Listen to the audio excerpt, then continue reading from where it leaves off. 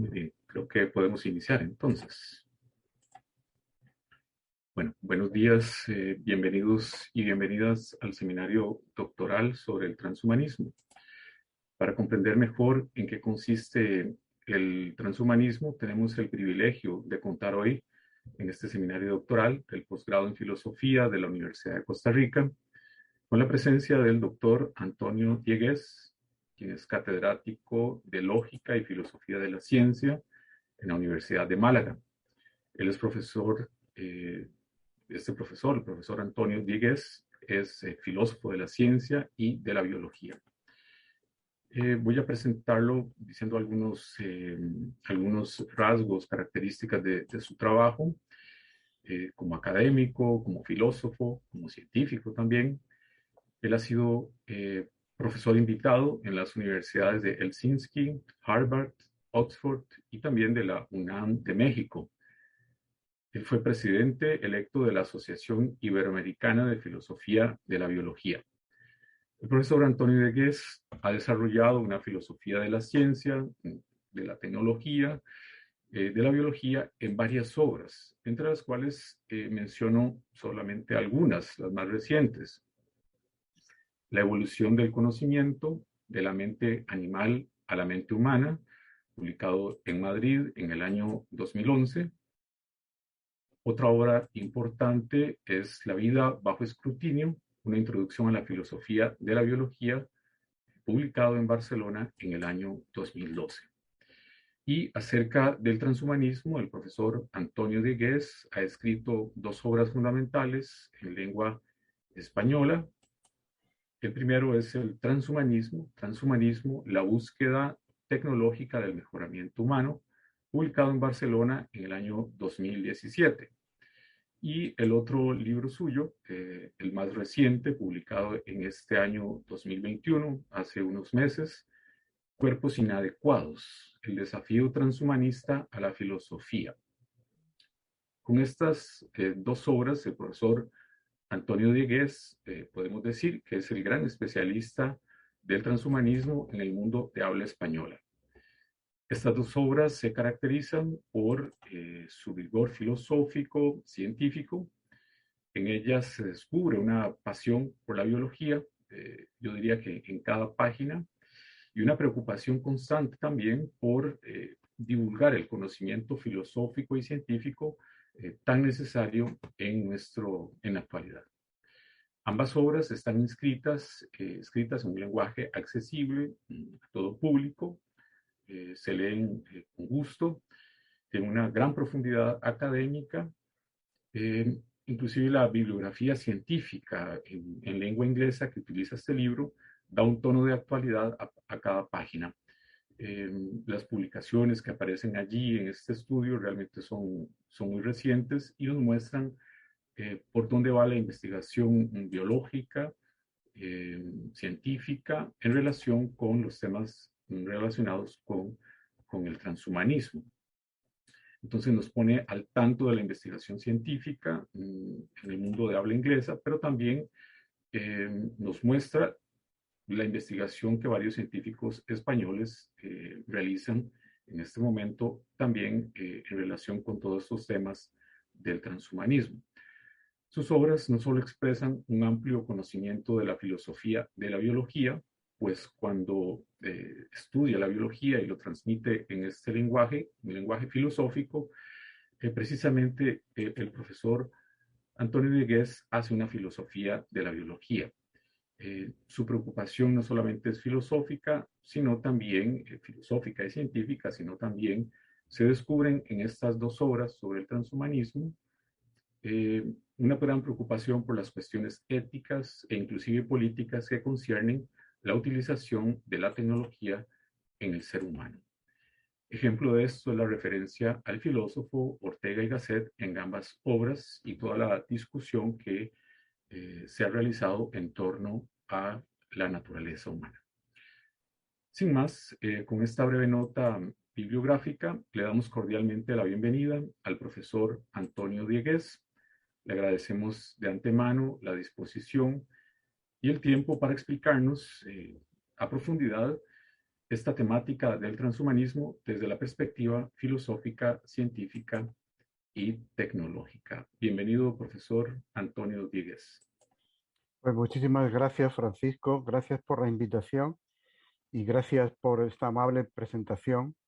Eh, es un placer estar aquí con todos ustedes y presentar un poco, pues, este tema que tanto me ha atraído en los últimos años y creo que es un tema que puede interesar. De hecho, pues, en el mundo de habla hispana está teniendo ya una presencia cada vez mayor. Cuando yo empecé a trabajar sobre esta cuestión, todavía no había muchas publicaciones, pero ahora ya sí que hay bastantes y muy buenas, ¿no?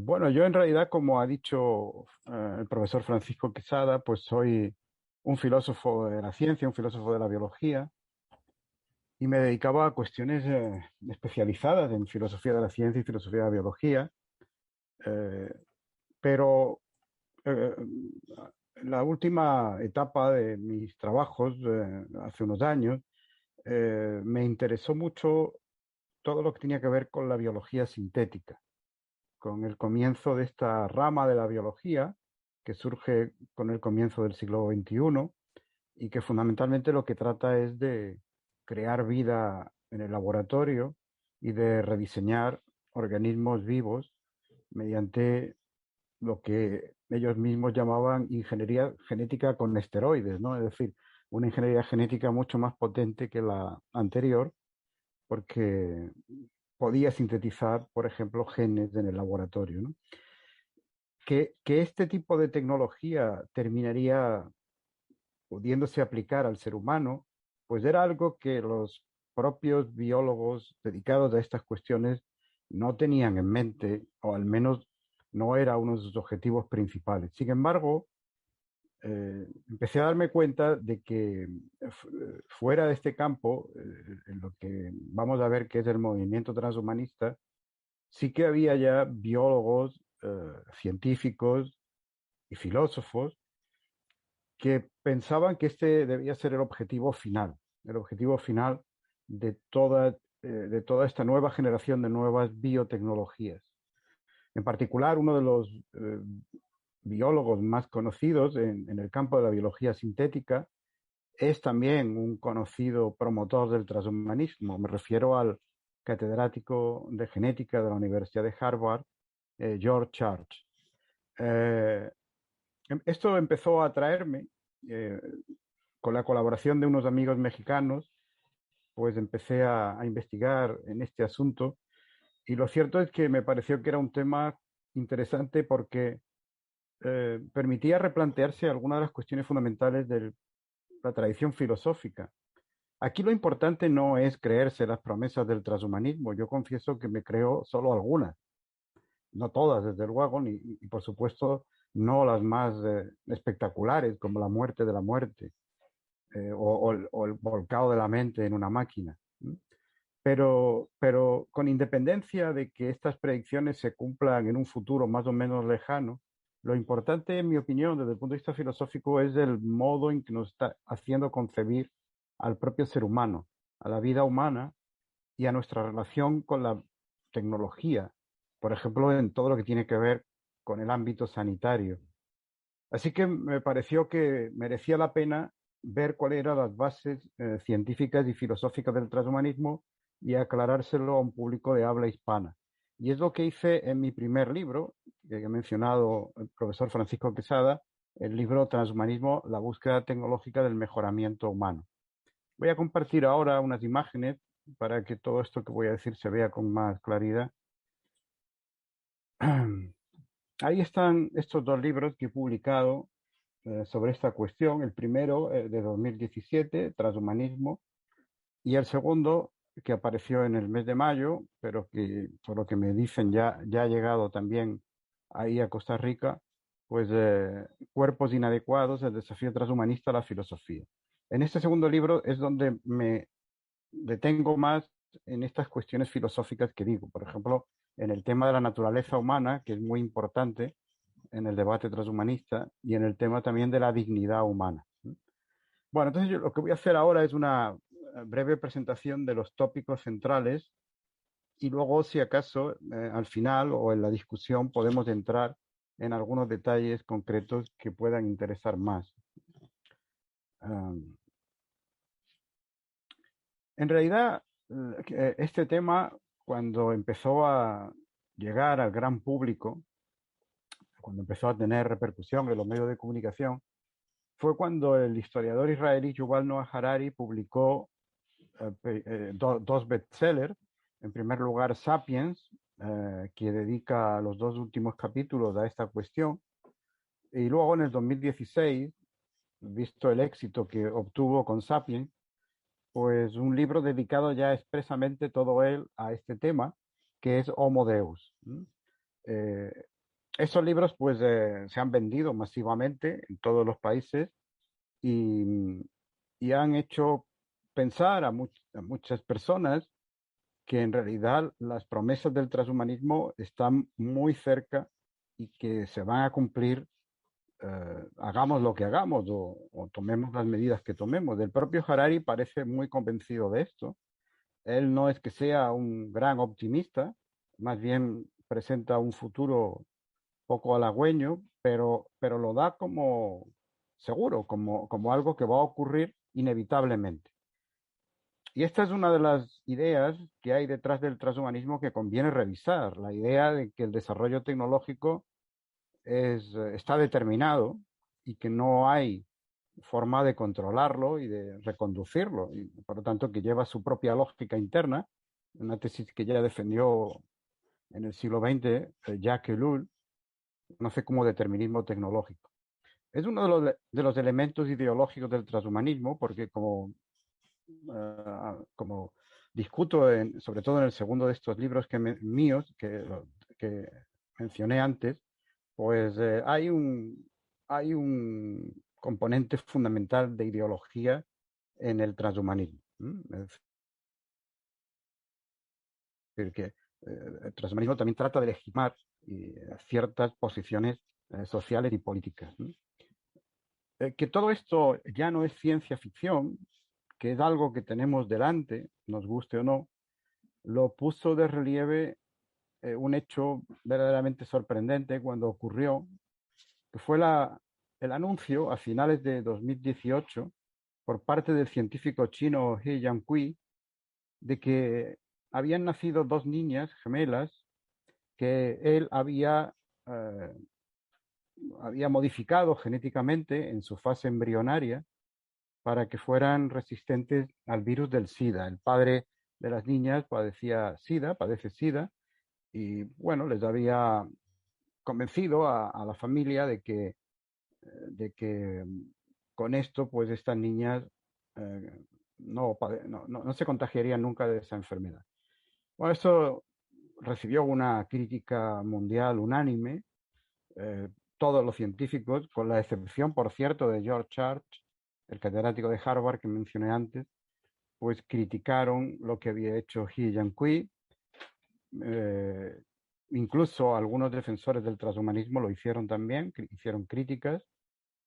Pero es interesante notar que estas críticas fueron sobre todo porque He Jiankui había utilizado una técnica, CRISPR-Cas9, que si bien es la técnica de edición genética más avanzada que tenemos hoy día, pues se considera que todavía no está lo suficientemente desarrollada, afinada, como para poder aplicarse a seres humanos.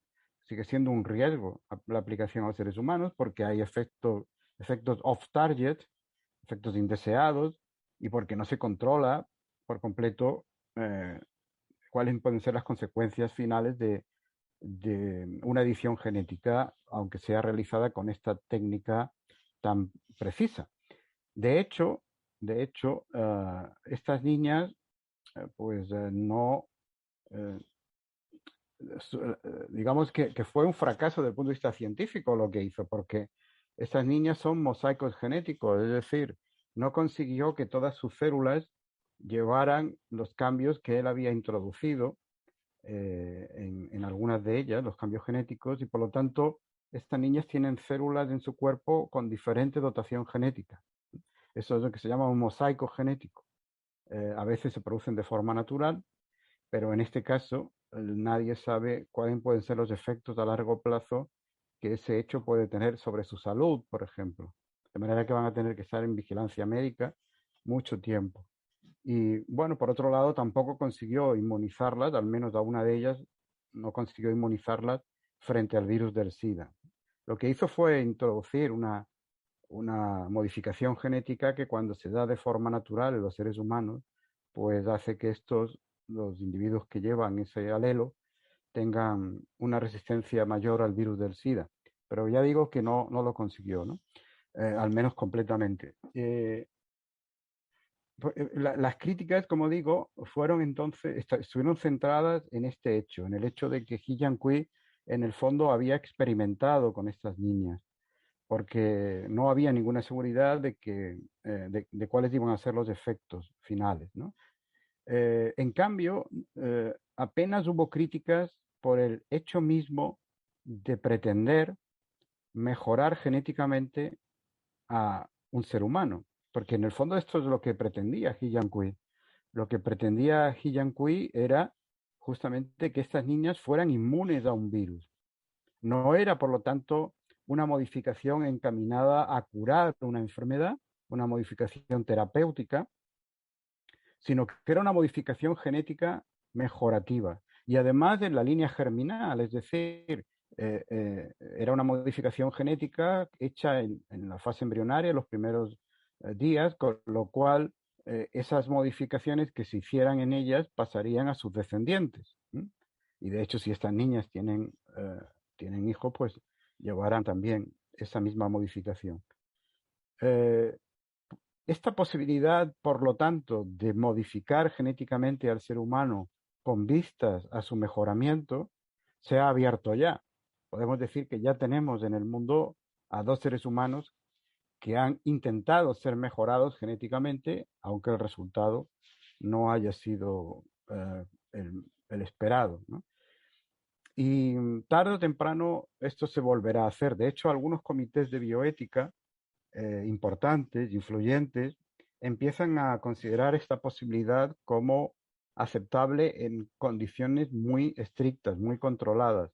Por ejemplo, el Comité de Bioética de Nuffield, una ciudad británica, que es un comité de bioética muy prestigioso, pues en un informe reciente eh, mm, abre esta posibilidad futura y la considera como no rechazable en principio de que puedan modificarse en la línea germinal los seres humanos los genes no con fines terapéuticos, sino con fines mejorativos. Pero, insisto, pone unas condiciones muy estrictas, no en cualquier caso y cualquier modificación.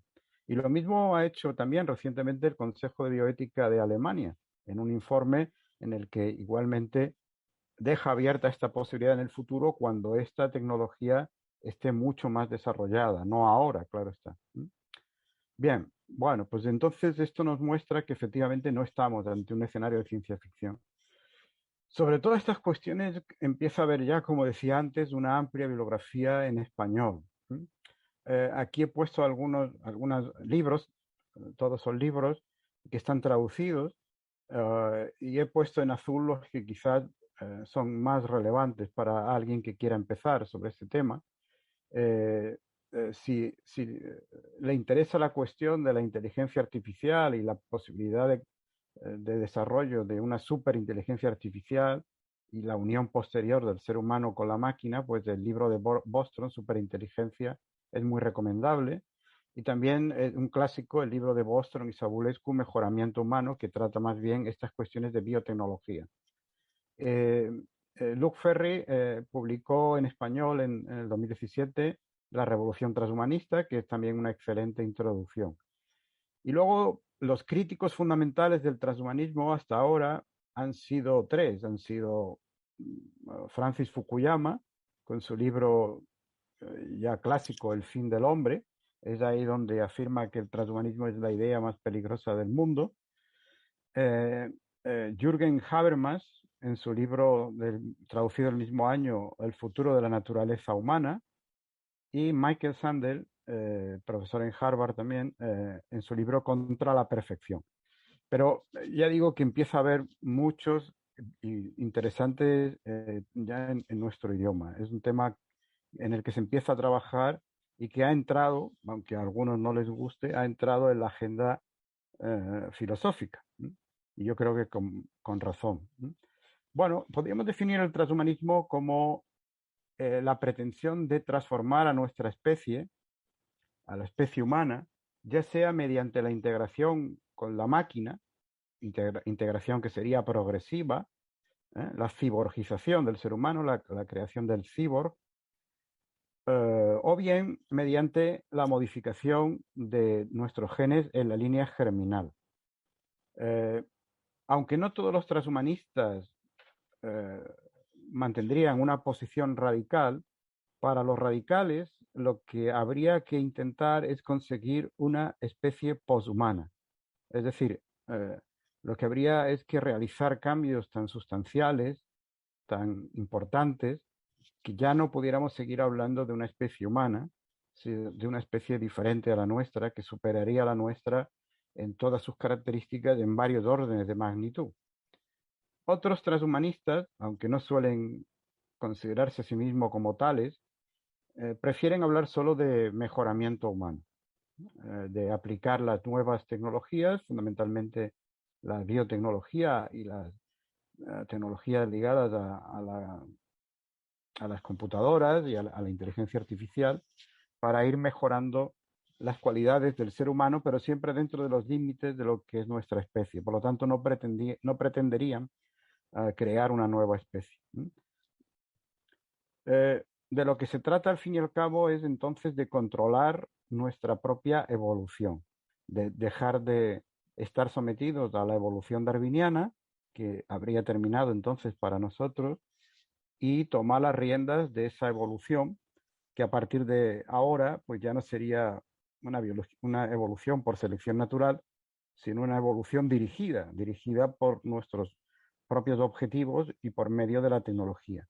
En el fondo, lo que se pretende, y esta es la promesa que más éxito ha tenido y más repercusión ha tenido en los medios de comunicación, lo que se pretende es nada menos que alcanzar la inmortalidad.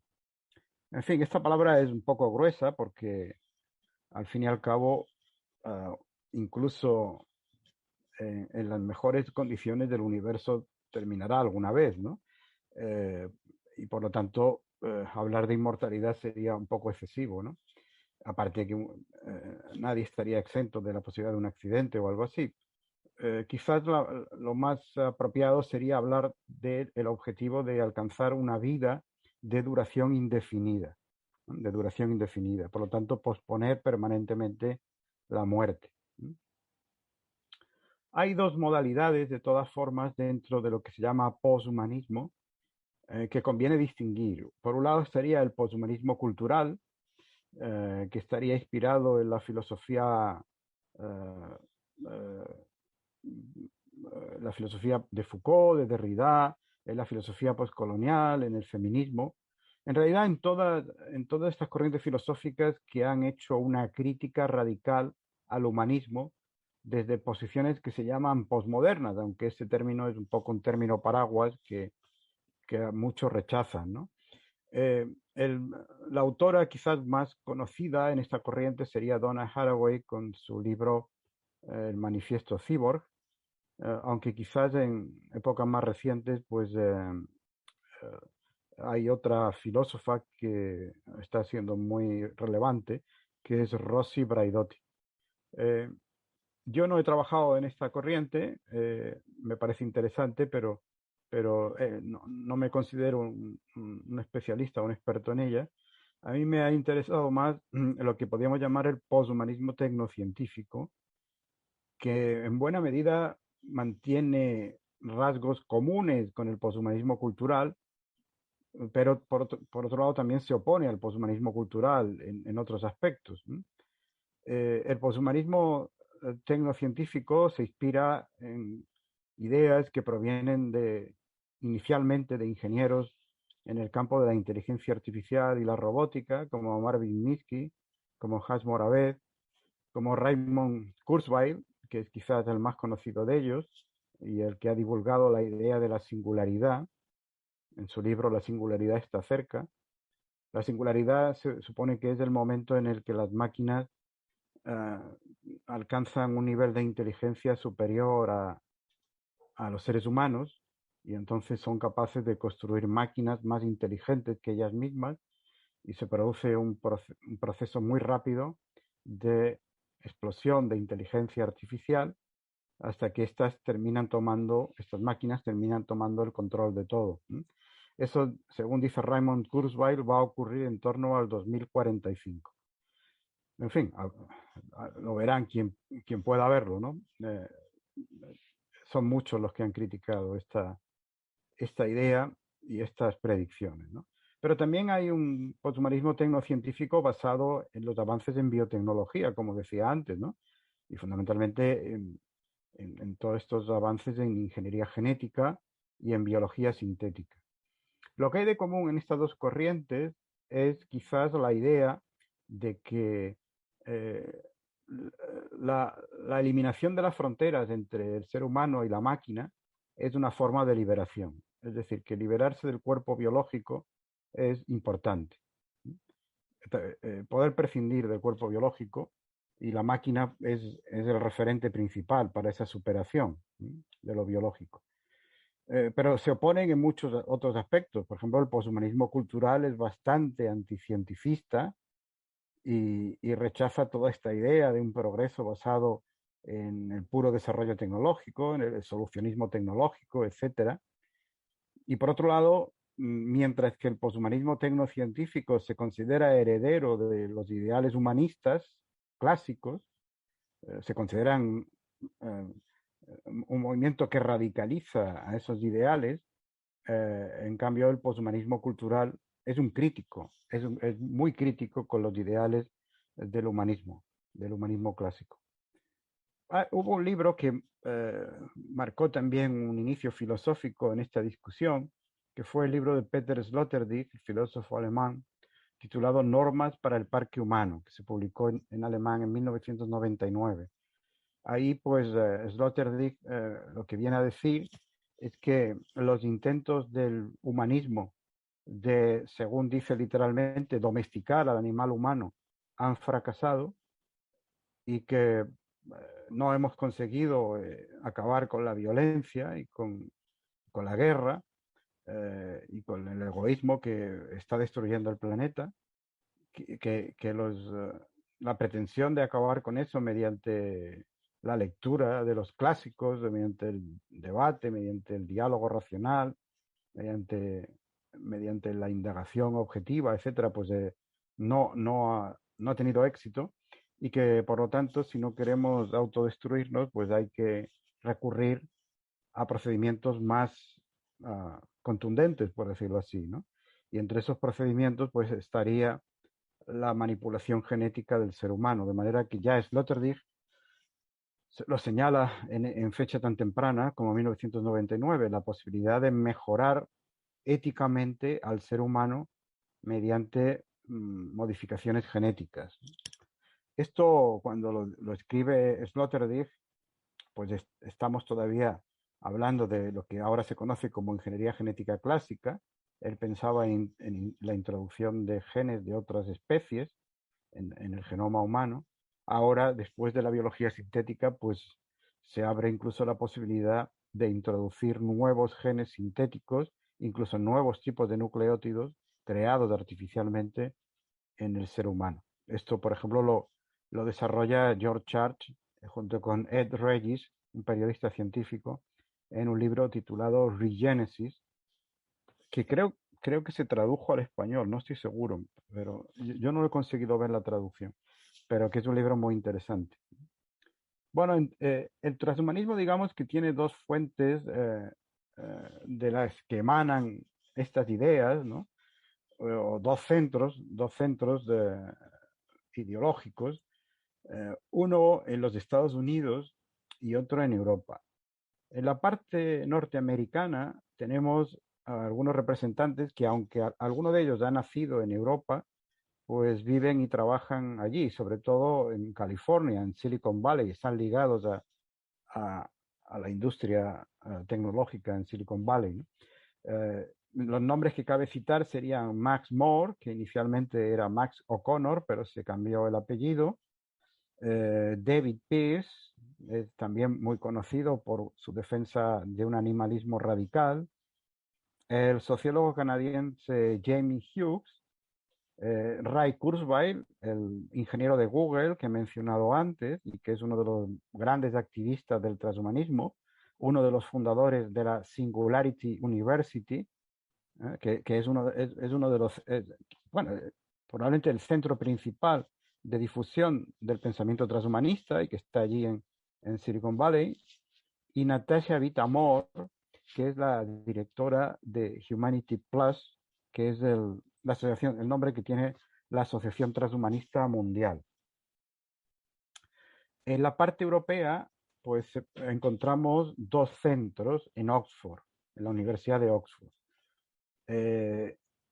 Por un lado estaría el Centro Uehiro para la Ética Práctica, que dirige Julian Savulescu, y que, bueno, quizás sería excesivo llamarle transhumanista a Savulescu y a muchos de los que trabajan allí, pero sí que son defensores claros del mejoramiento humano, en particular del mejoramiento moral. Ellos consideran, como ya lo hizo Sloterdijk, que estamos ante peligros existenciales enormes, como el cambio climático y el deterioro de los recursos de este planeta, y que si no hacemos algo pronto, pues podemos padecer un colapso civilizatorio. Y Savulescu considera que habría que intentar cualquier procedimiento que nos llevara a una situación en la que controláramos estos efectos, pero el egoísmo impide que tomemos medidas efectivas y por lo tanto él propone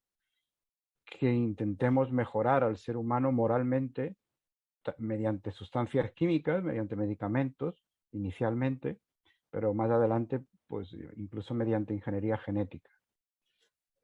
Y luego estaría en el mismo edificio un centro que sí es ya claramente un punto de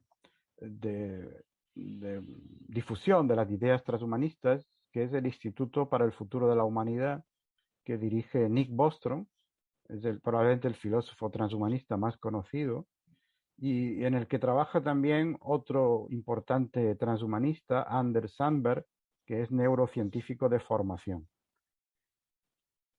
Bueno, en este cuadro presento un poco el esquema que caracterizaría el programa transhumanista, ¿no? Lo voy a describir brevemente y vamos a ver en qué medida pues, de todo esto pues, tiene alguna base real, ¿no? Por un lado, en la parte superior derecha estaría el desarrollo de las biotecnologías, fundamentalmente técnicas de edición genética, como las que hemos mencionado, CRISPR-Cas9, o alguna que venga más adelante, que mejore incluso esta, y por supuesto el desarrollo de nuevos medicamentos, y todo eso conduciría su aplicación directa al ser humano, porque el transhumanismo es lo que pretende, la aplicación directa de estas tecnologías al ser humano, pues conduciría al mejoramiento humano. Por el otro lado, tenemos el desarrollo en los últimos años, bastante espectacular, de la inteligencia artificial. El uso de la inteligencia artificial se está extendiendo, los sistemas de inteligencia artificial son cada vez más sofisticados y empiezan a aplicarse a una gran cantidad de objetos. Por ejemplo, los coches autónomos. Aquí en la ciudad donde yo vivo, la ciudad de Málaga, hay un autobús público que va a una parte del trayecto conducido por un sistema de inteligencia artificial. Por tanto, el conductor se puede desentender del vehículo. Y el objetivo es obviamente que todo esto alguna vez lo puede hacer solo una máquina. Tenemos también, desgraciadamente, aunque de esto se habla menos, la fabricación de armas autónomas, es decir, máquinas dotadas de inteligencia artificial para decidir por sí mismas los objetivos a abatir. en un conflicto, por lo tanto sin intervención humana. Tenemos la aplicación de la inteligencia artificial en medicina, en los negocios, en la bolsa, por ejemplo, las mejoras en traducción automática, en reconocimiento facial, la robótica asistencial que está comenzando, etcétera, etcétera, ¿no? Los transhumanistas, además, creen que todo esto va a desarrollarse muy rápidamente y que vamos a tener pronto, de hecho ya empezamos a tener, pues sistemas de inteligencia artificial inspirados en la neurociencia. Empezamos a conocer el cerebro humano con más detalle, aunque no con todo el que querríamos. El proyecto Brain no ha sido todo lo fructífero que se esperaba, pero digamos que empieza a haber un desarrollo de sistemas de inteligencia artificial que tomen nota de los avances en neurociencia para mejorar el rendimiento de la inteligencia artificial y simular cada vez mejor al cerebro humano. También el desarrollo de algoritmos cada vez más potentes y hay una gran esperanza depositada por parte de los transhumanistas, desde luego, en la computación cuántica, es decir, en el desarrollo de ordenadores que no actúen con un código binario, sino que puedan estar en superposición de estados como los sistemas cuánticos, y por lo tanto pues puedan tener una capacidad de cómputo muchísimo mayor que los ordenadores actuales. Por otro lado, están comenzando también los desarrollos o los estudios de la creación de interfaces cerebro-máquina.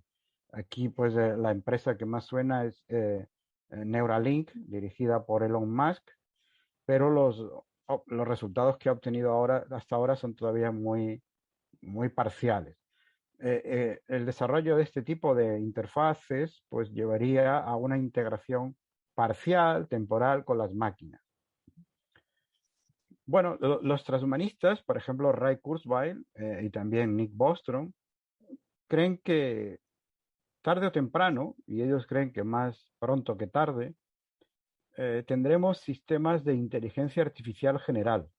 Hasta ahora todos los sistemas de inteligencia artificial que tenemos son de lo que se conoce como inteligencia artificial particular, porque sirven únicamente para resolver un problema, para jugar al Go o para jugar al ajedrez o para asesorar en bolsa o para hacer un diagnóstico médico, pero solo sirven para eso. Hay, si se les quiere utilizar para otro problema, hay que reprogramarlos por completo y hay que hacer que aprendan de nuevo desde el principio.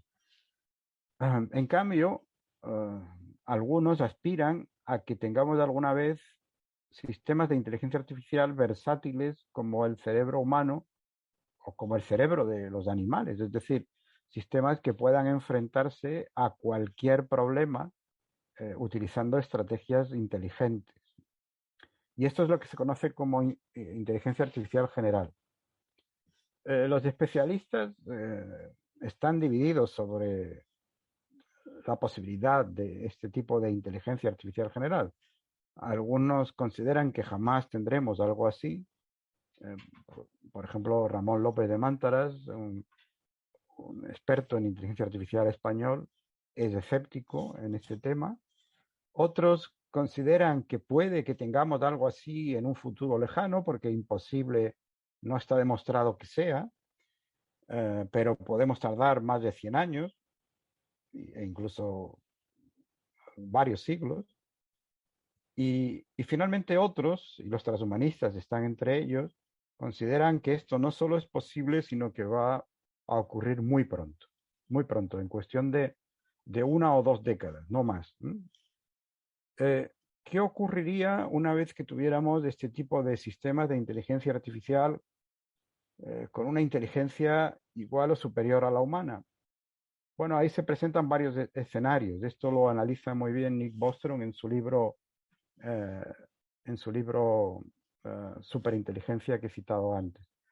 Podría ocurrir que tomáramos el control fácilmente de estos sistemas y los subordináramos a los fines humanos, como hacemos con la inteligencia artificial actual, aunque esto es un escenario poco probable, según Bostrom. podría ocurrir una explosión de inteligencia, es lo que defienden Kurzweil y Bostrom, que sucedería, es decir, que tendríamos máquinas cada vez más inteligentes construidas por otras máquinas hasta que pues esa superinteligencia artificial lo dominaría todo. Y para evitar un escenario de enfrentamiento total con estas máquinas, lo que proponen, sobre todo Ray Kurzweil, es la integración con la máquina. Es decir, volcar nuestra mente en un ordenador, en una máquina de inteligencia con inteligencia artificial, y que este volcado de nuestra mente pues permitiera incluso fundir nuestra inteligencia con la de la máquina y con otras inteligencias que pudieran estar allí, ¿no?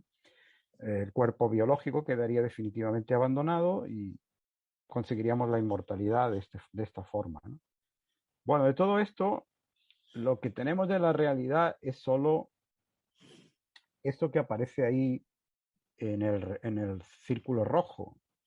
Eso sí empezamos a tenerlo, aunque sea de forma incipiente, como las interfaces cerebro-máquina, que todavía pues están muy poco desarrolladas, pero empieza a haber investigación.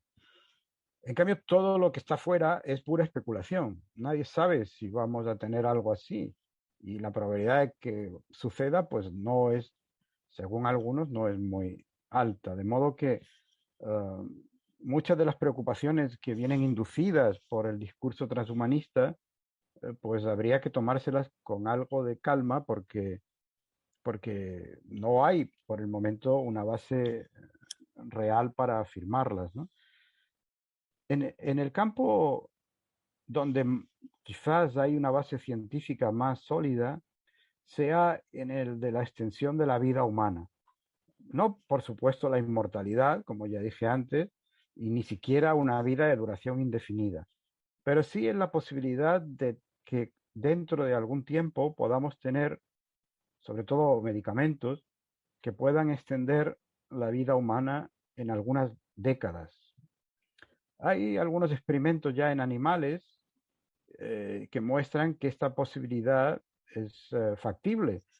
En 2016, por ejemplo, María Blasco, hay bastantes científicos españoles, por cierto, implicados en este tipo de investigaciones. No sé si hay una razón concreta o es casualidad, pero varios de los que voy a mencionar son españoles. Bueno, María Blasco publicó en 2016 un artículo en el que mostraba cómo alargando los telómeros en los ratones, los telómeros de la parte final de los cromosomas, pues podía conseguir que tuvieran una mayor longevidad. Era un experimento muy elegante, había cultivado células madre que tuvieran in vitro estos telómeros más largos de forma espontánea y luego pues introdujo estas células en embriones de ratones y los ratones que nacieron con esas células pues tuvieron una mayor longevidad. María Blasco sigue investigando sobre esas cuestiones y ha publicado algunos otros resultados muy interesantes, pero no podemos entrar en ellos, ¿no? Otro científico español muy conocido, aunque trabaja en Estados Unidos, es Juan Carlos Ispizúa, que ese mismo año, en 2016, publicó en la revista Cell pues, un experimento en el que había conseguido rejuvenecer células de ratones y mejorando sustancialmente los daños metabólicos en los músculos y en el páncreas, en ratones viejos, e incluso alargando la vida de ratones que padecían progeria, un tipo de envejecimiento prematuro de origen genético, alargando en un 30% esa vida. Lo curioso aquí es que esto lo hizo sin modificar la secuencia genética de los nucleótidos, de los genes de estos ratones, sino únicamente mediante modificaciones epigenéticas, es decir, mediante la modificación de la expresión en 4 genes que se conocen como factores Yamanaka y por los cuales el tal Yamanaka recibió el premio Nobel. Por lo tanto, si se trata solo de modificaciones epigenéticas, esto podría en principio ser reproducible mediante medicamentos. Otro científico que está trabajando en esos temas es David Sinclair, del Departamento de Genética de Harvard, también, compañero de George Church. Él viene trabajando desde hace años con diversas moléculas, una de ellas la nicotinamida mononucleótido, NMN. En el 2017, en un artículo en Science, mostró que esta molécula estimulaba la capacidad de reparación del ADN en ratones viejos. Y en el 2018, en la revista Cell, publicó un estudio en el que mostraba que esta molécula mejoraba el crecimiento de vasos sanguíneos y de circulación de la sangre en ratones viejos. Por lo tanto, digamos que pudo rejuvenecer a estos ratones. Eh, Él mantiene además una idea muy original sobre el envejecimiento. Él cree que el envejecimiento es ruido epigenético, no es algo que venga dado por nuestros genes, ni tampoco algo inducido ambientalmente, sino que es sencillamente que las células van perdiendo con el tiempo, por daños metabólicos, la capacidad para leer correctamente lo que dice el ADN que está contenido en ellas. Hay también experimentos muy interesantes con las llamadas terapias senolíticas. Ahí en esa foto se ven dos ratones, uno en primer plano con el pelo ralo, el cuerpo ya pues un poco contrahecho, los ojos semicerrados, en fin, con aspecto de un ratón viejo. Y el otro pues se ve un ratón bien musculado, con el pelo lustroso, los ojos bien abiertos. Bueno, resulta que los dos son hermanos de la misma camada.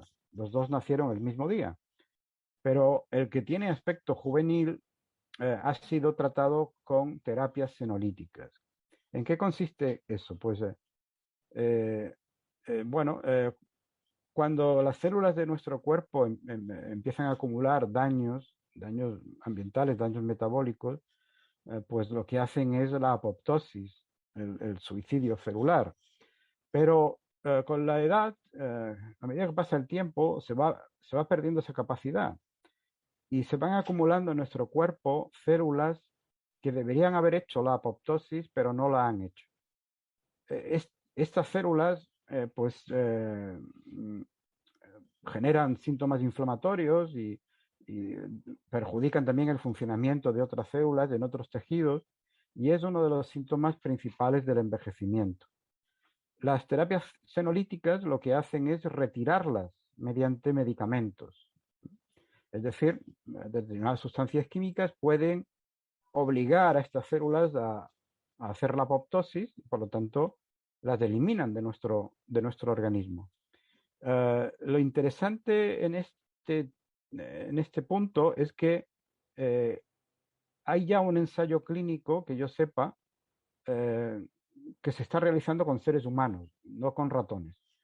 El problema para realizar todo esto con seres humanos es que la vejez no está considerada oficialmente como una enfermedad. Entonces, cuando se pide un ensayo con seres humanos con cualquier medicamento, pues hay que justificar ante los comités correspondientes que ese medicamento previsiblemente puede curar una enfermedad. Pero claro, si la vejez no es una enfermedad, no se puede decir que se va a hacer un ensayo clínico con ese medicamento para curar la vejez. Hay que dar otra razón. Y normalmente pues lo que se da es la razón de que va a servir para tratar una enfermedad cualquiera, ¿no? Ahora hay una cierta presión por parte de los transhumanistas, pero no solo por parte de ellos, también la Organización Mundial de la Salud se ha sumado para empezar a considerar la vejez como una enfermedad. Y obviamente el objetivo central que hay detrás de todo ello es empezar a hacer ensayos clínicos en seres humanos sobre medicamentos que alarguen la vida.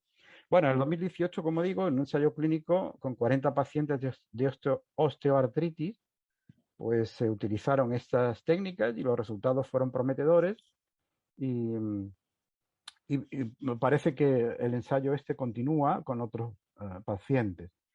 En el 2019, ya voy terminando con esto, pues la revista Aging Cell publicó un ensayo clínico muy interesante. Claro, es muy limitado porque fue solo con 10 pacientes humanos, y durante un periodo de tiempo breve. Y por lo tanto, todo esto hay que confirmarlo con nuevos estudios, ¿no? Con nuevos ensayos clínicos. Pero lo que hicieron en este ensayo clínico fue administrarle a estos pacientes que tenían 50 años un cóctel de 3 medicamentos: la hormona humana del crecimiento, la dihidroepiandrosterona y la metformina. La dihidroepiandrosterona y la metformina son dos conocidos antidiabéticos, sobre todo la metformina. Bueno, pues con este cóctel de medicamentos administrado durante un año, consiguieron aumentar la actividad del timo, que es una glándula importante en el funcionamiento del sistema inmunitario, y de acuerdo con la medición hecha con marcadores de epigenéticos, es decir, esto no es una estimación subjetiva, sino que se puede medir de manera objetiva, pues estos pacientes rejuvenecieron en una media de 2 años y medio, ¿no? Esto es un resultado impresionante, habría que ver si se confirma o no, pero estamos diciendo que 3 medicamentos, 2 de ellos bastante comunes, administrados durante un año, pudieron rejuvenecer a 10 personas en 2 años y medio. Bueno, que detrás de todo esto hay una base científica prometedora, lo muestra el hecho de que hace unas semanas leíamos la noticia de que Jeff Bezos y Yuri Milner habían creado pues la empresa Altos Lab, que es una empresa dedicada expresamente al estudio del envejecimiento y del rejuvenecimiento en seres humanos, y que ha contratado a Juan Carlos Ispizúa, aunque parece que se lo está pensando, a Manuel Serrano, que es otro español que trabaja en Barcelona y que es especialista en este tema, y al Premio Nobel de Medicina que mencionaba antes, Shinya Yamanaka. No es la primera empresa que se crea en Silicon Valley para tratar este asunto. En 2013 ya Google creó Calico Labs, que está también dedicada al estudio del envejecimiento, y es muy posible que en unos años pues veamos resultados bastante sorprendentes incluso. Hay que decir, no obstante, que todos los científicos que trabajan en esto, de lo que hablan es de extender la longevidad humana en algunos años. María Blasco tiene un libro titulado Morir joven a los 140 años. Ese sería un objetivo razonable desde un punto de vista científico, por lo tanto, según María Blasco. No estamos hablando de la inmortalidad, no estamos hablando de una vida de duración indefinida, estamos hablando de vivir pues prácticamente el doble, vamos a poner eso, pues 160 años en el mejor de los casos, en buenas condiciones físicas. Eso ya es un resultado espectacular si se consiguiera, y habrá que ver en qué medida nos vamos acercando a él. Pero claro, todo este desarrollo científico pues alimenta, por un lado, las promesas del transhumanismo, y por otro lado también a nadie se le oculta que aquí detrás hay una fuente de negocio y de ingresos muy importantes para las compañías biotecnológicas, con lo cual pues es normal que todo eso esté despertando tanta expectación, ¿no? Bueno, yo creo que con esto he dicho lo fundamental, y estoy abierto ahora a vuestras preguntas. Muchas gracias, profesor Antonio, por esta conferencia que nos ha ofrecido. Pues tiene un gran contenido científico y también pues lanza una serie de cuestiones filosóficas. Yo tengo algunas preguntas o algún comentario, pero quizás, bueno, me gustaría ver si algunos de los que están participando ahora quieran participar. Pueden levantar la mano y hacer la pregunta. Mauricio. Don Antonio, qué gusto tenerlo y saludarlo. Muchas gracias igualmente, Mauricio. Yo tengo, digamos, como cada vez que yo leo o escucho sobre temas de transhumanismo y todo esto, a mí me empieza a hacer ruido, por ejemplo, cierto tipo de afirmaciones, como el tipo de tener la evolución darwiniana o controlarla. Siempre, digamos, eso me hace como cierto ruido, especialmente porque me deja pensando si realmente quienes son promotores y se dedican a esto manejan realmente, digamos, cuestiones en relación con el darwinismo. Por ejemplo, afirmaciones del tipo de tener la evolución, que se acabe la especie de Homo sapiens, no sé, me dejan pensando qué concepción tienen ellos sobre lo que es una especie, qué concepción tienen ellos sobre lo que es el tiempo en términos evolutivos, qué Mm, concepción tienen ellos sobre lo que es, digamos, el medio ambiente, porque es como muy, llamémoslo así, es como mucha pólvora con eso, digamos, pero en mm. términos, digamos, más rigurosos, deja pensando, digamos, qué hay en medio de todo esto. Eso, digamos, es como a manera de introducción, y ya la pregunta concretamente es, por ejemplo, filósofos que se dediquen específicamente a la filosofía de la biología, digamos, qué opiniones tienen sobre algo como esto, sobre este tipo de afirmaciones en términos, digamos, darwinianos y interpretaciones de este tipo. Bueno, pues, la mayoría por no decir todos los que yo he leído, son bastante críticos con todo esto, ¿no?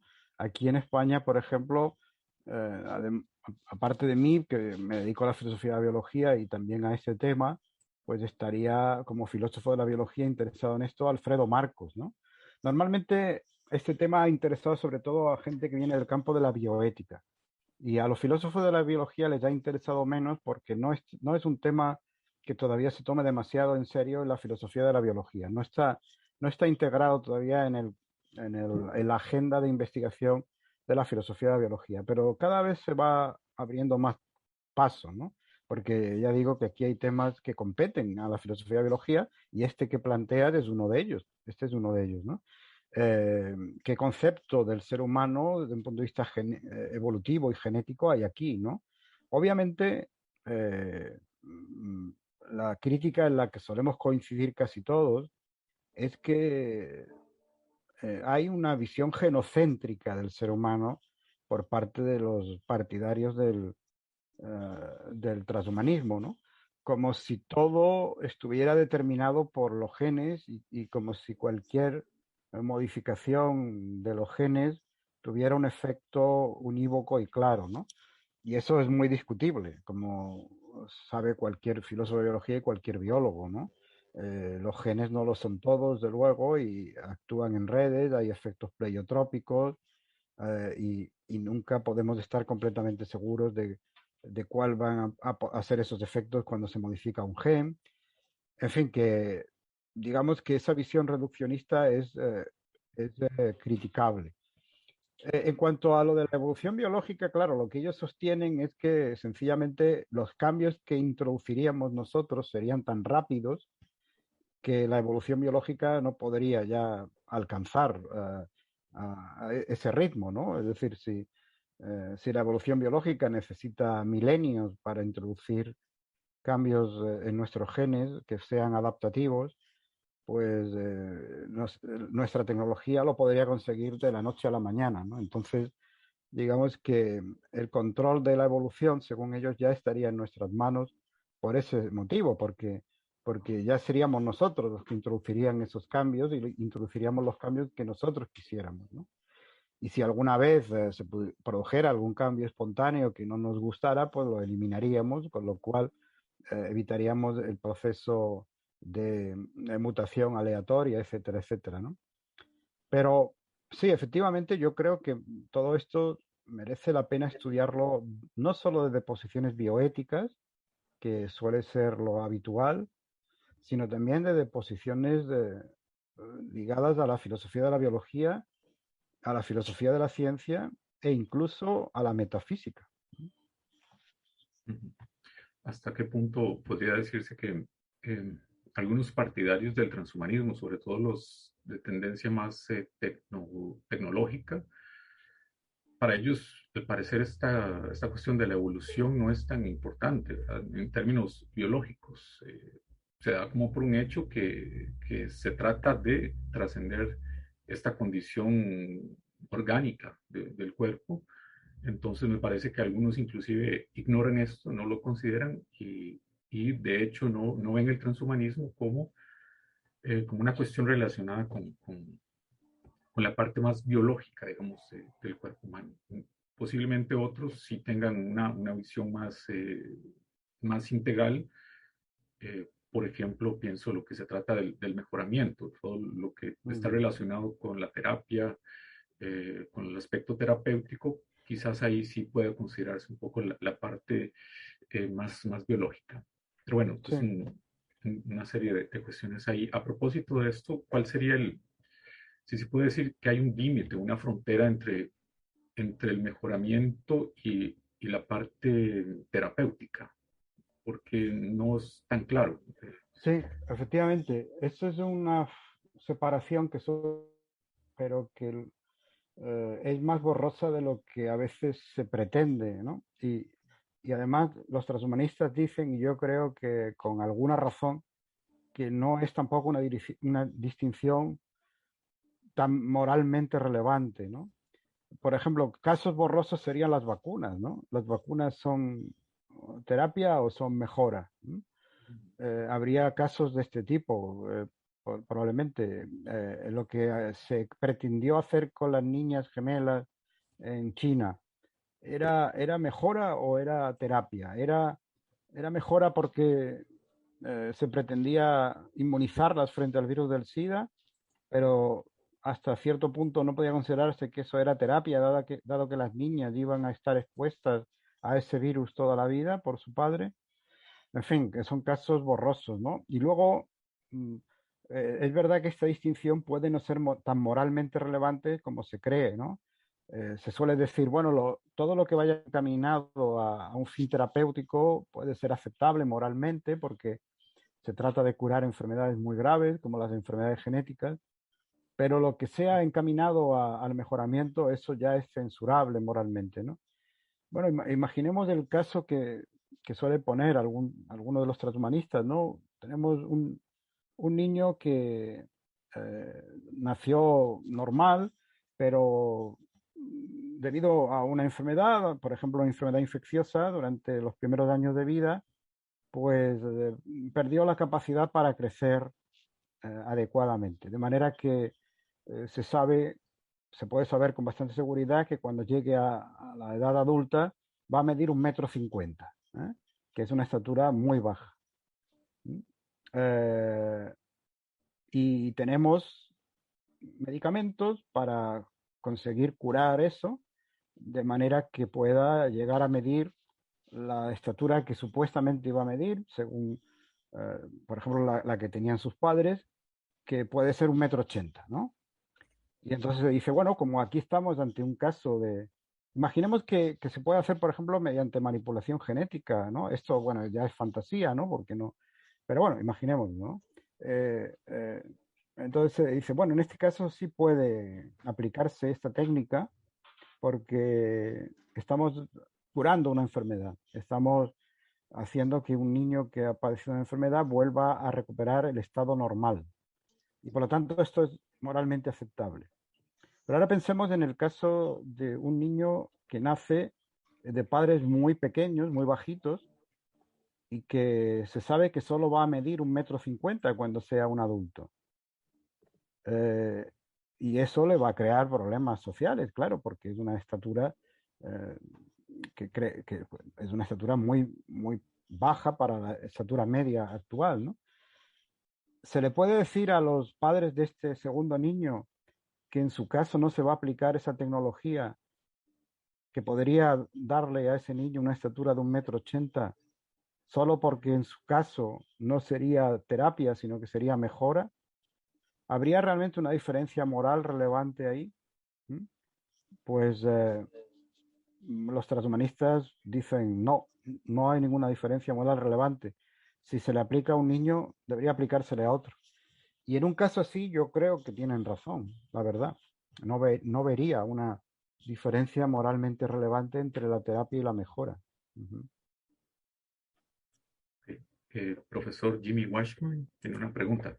Sí, gracias. Esos temas dan para hablar demasiado y no acabar. Le agradezco mucho, don Antonio, su presentación ha sido sumamente ilustrativa.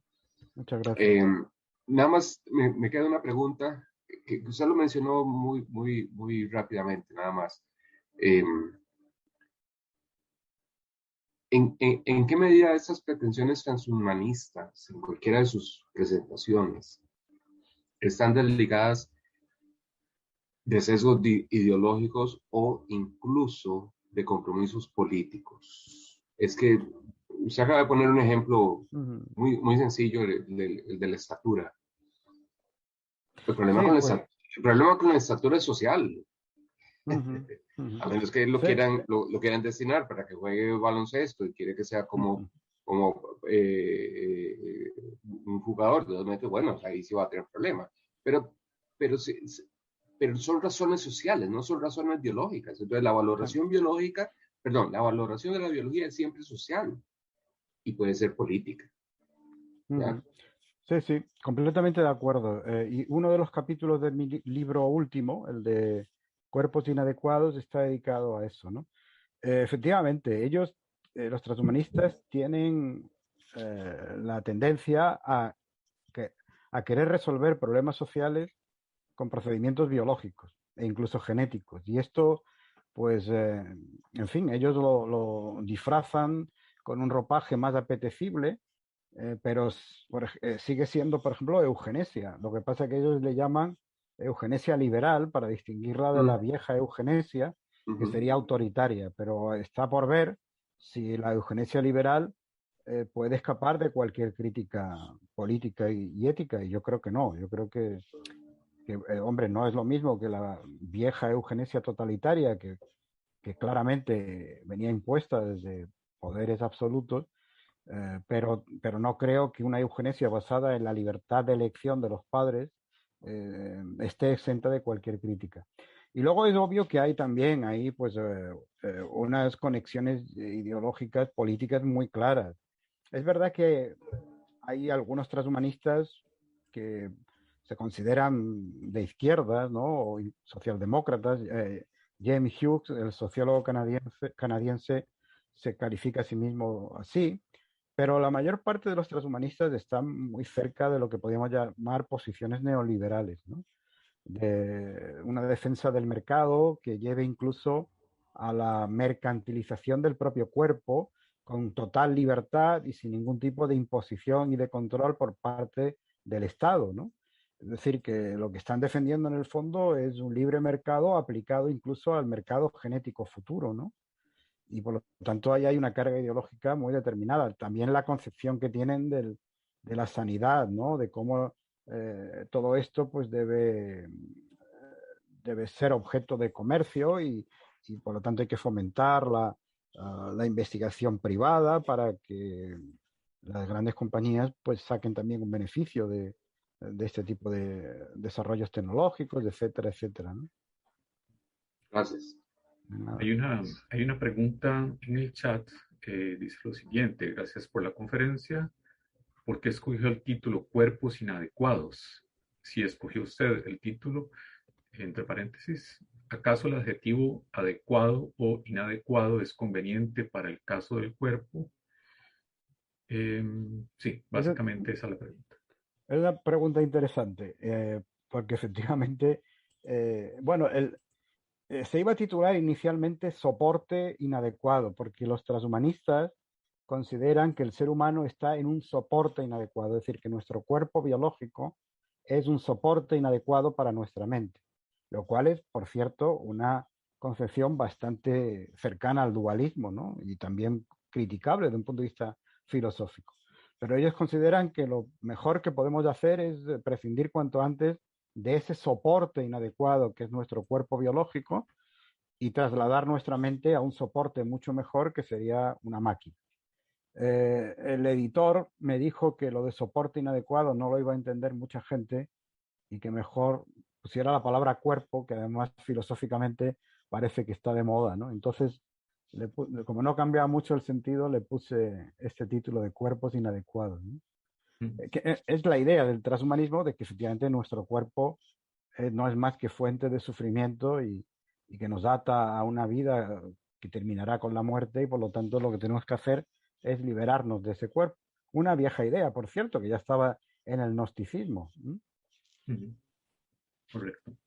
Sí, ahí se introduce el dualismo y hasta uno a veces detecta en ciertos transhumanistas cierto gnosticismo, ¿verdad? Sí, sí. También el filósofo Sloterdijk hablaba de tecnosis para referirse un Ujú, poco a estos movimientos.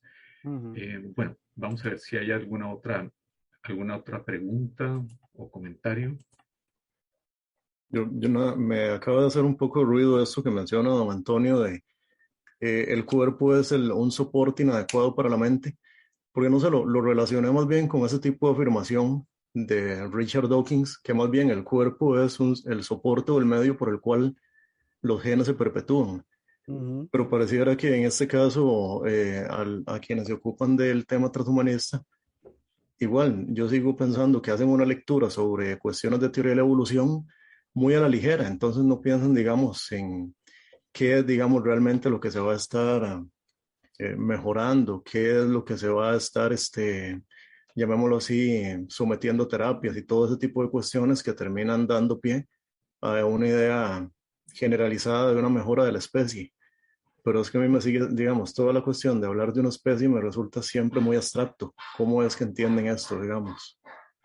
Es que en realidad para ellos lo de la mejora biológica sería solo una fase transitoria y, y hacer posible lo más breve que se pueda. El objetivo final es acabar con lo biológico, ¿m?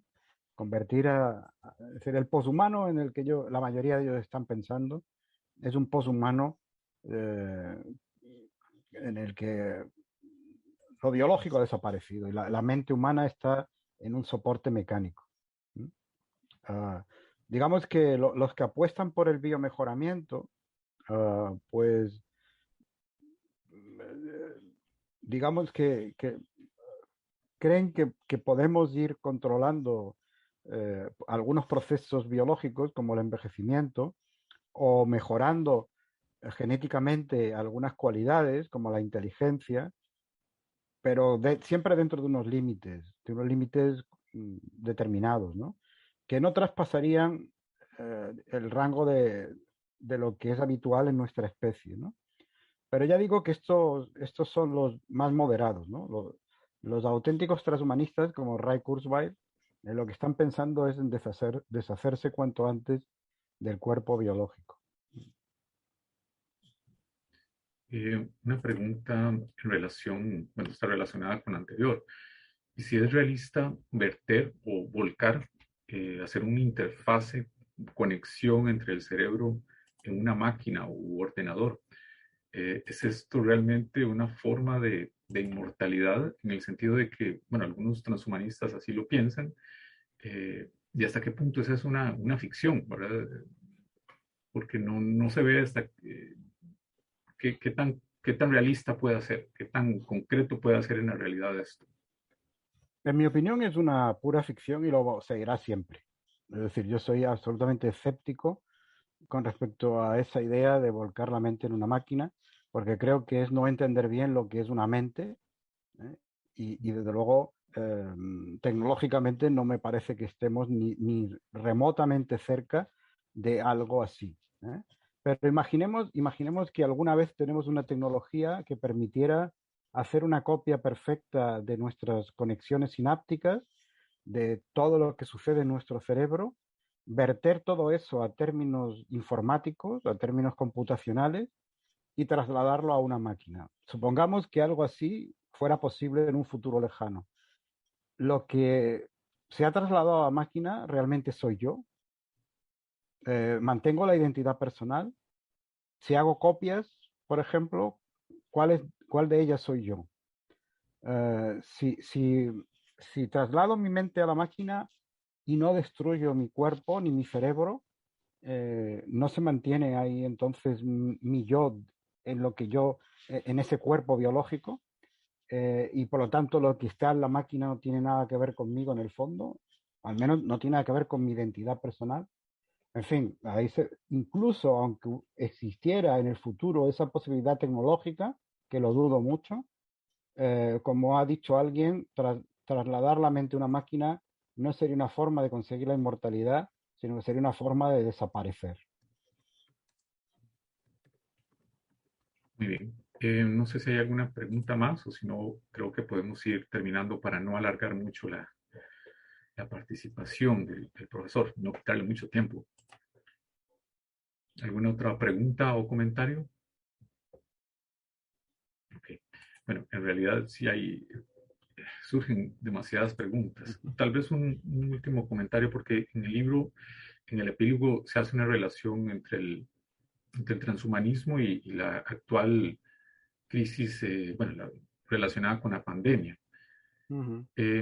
Me parece que hay como dos vertientes allí. Una es, muestra efectivamente la pandemia que es necesario superar la condición biológica, orgánica del cuerpo humano, pero al mismo tiempo puede surgir otra que es más, mm, como decir, contra a esta, en el sentido de que dicen, ok, la ciencia y la tecnología puede ser que no den abasto ante un simple virus, ¿verdad? Entonces puede haber también una tendencia que rechace todo este tipo de ficción o de esperanzas fundadas en una ficción que se han creado en torno al transhumanismo, ¿verdad? Entonces podrían surgir como dos tendencias a partir de la crisis de la pandemia. Y yo, bueno, no he escuchado más de los transhumanistas hablar de esto, como que ha habido un silencio, me da la impresión, no estoy seguro, pero es un tema también que ha surgido en relación con el contexto actual. Sí. Yo en las primeras fases de la pandemia pensé que todo esto iba a enfriar enormemente el discurso transhumanista y que durante un tiempo no iban a volver a hacer promesas desmedidas, puesto que Ujú. había quedado bastante clara nuestra fragilidad, nuestra vulnerabilidad, nuestra mortalidad en última instancia. Pero lo que vengo percibiendo en los últimos meses es la tendencia contraria, es decir, se empieza a tomar la pandemia como una justificación más para acelerar todo el proceso de eliminación de la vulnerabilidad del ser humano mediante la tecnología. Es decir, si hemos podido estar sometidos de esta manera a un simple virus, hay que hacer todo lo posible por conseguir que el ser humano no se vuelva a ver en una circunstancia parecida nunca más. Y hay propuestas ya al respecto, ¿no? Por ejemplo, pues de introducir, como dice George Chas, nucleótidos nuevos en nuestro genoma que impidan que los virus reconozcan nuestras células, ¿no? Esto es una propuesta de ciencia ficción, pero por lo menos muestra que los transhumanistas eh, han visto en esto una oportunidad para realzar su discurso, no para, no para arredrarse ni para pensar que se equivocaban, ¿no?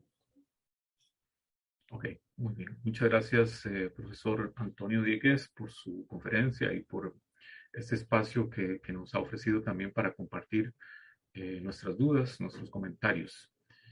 Agradecemos igualmente a la Escuela de Filosofía, al Instituto de Investigaciones Filosóficas y al Posgrado en Filosofía la oportunidad para también hacer más pública este tipo de discusiones. Pues muchísimas gracias, ha sido un placer. Muchas gracias a todos. Muchas gracias, don Antonio, y buenas noches a usted allá en España, en Málaga, y a Ujú. nosotros, pues, buenas tardes. Muchas Muy buenas gracias. noches. Adiós.